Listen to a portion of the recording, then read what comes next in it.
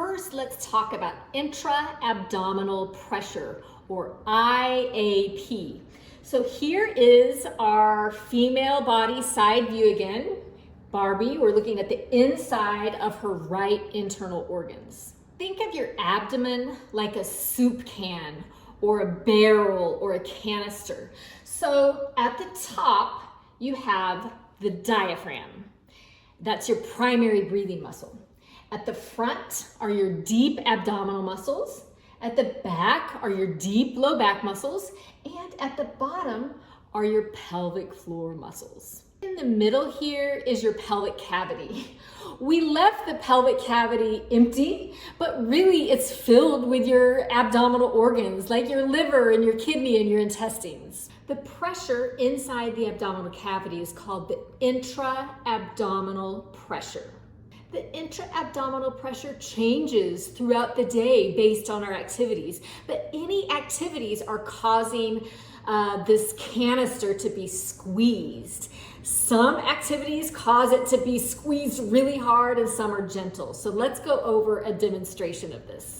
Let's pretend like this balloon is your abdominal cavity. At the top is your diaphragm, the primary breathing muscle. At the bottom are your pelvic floor muscles. At the front are your deep abdominal muscles, and the back are your deep low back muscles.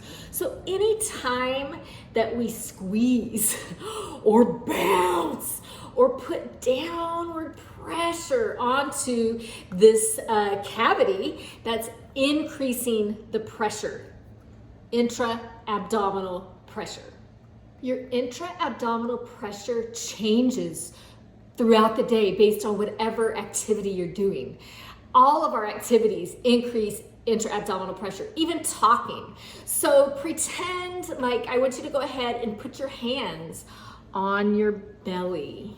All right, so put your hands, find your belly button, and go ahead and put your hands right in there. And go ahead and cough. Do you feel that tension happening in those muscles?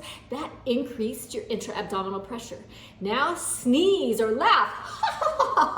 Again, you can feel that intra-abdominal pressure increasing and changing.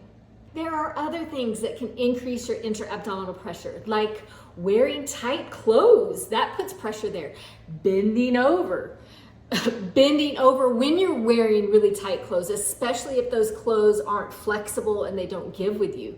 Doing a sit-up, jumping. I mean, everything that we do throughout the day is increasing the intra-abdominal pressure. Some things increase it a little bit, some things increase it a lot.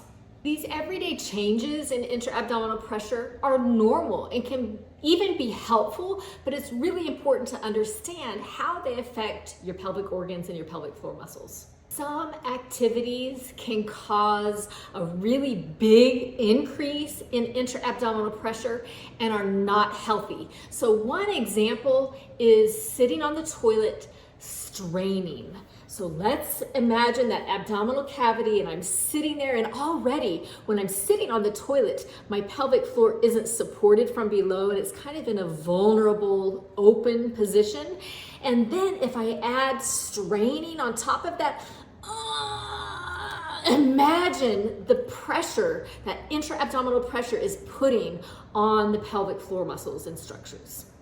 When intra-abdominal pressure increases, it pushes down on those pelvic organs. Ideally, the pelvic floor muscles from below should automatically contract and engage to help support the pelvic organs and counteract that pressure that's being pushed down from above. Here's another view of the pelvic floor muscles. Here is the bladder, and this is the urethral canal where urine would exit. Here are the pelvic floor muscles that wrap right around that urethral canal to keep it closed at the right times so that urine doesn't exit when that bladder has increased pressure put on it. Let's watch an animation of what happens with the pelvic floor muscles here when there's pressure being put on the bladder. Watch. Aha! Did you see those pelvic floor muscles? You can see them activating. So you have that pressure being put on the bladder, but the pelvic floor muscles are automatically engaging to close off that urethral canal. Let's watch it one more time. Watch this right here. That is perfect. That's exactly what should happen. Now let's watch as more pressure is being put on the bladder. Watch the pressure and watch those pelvic floor muscles. Big pressure, big pressure.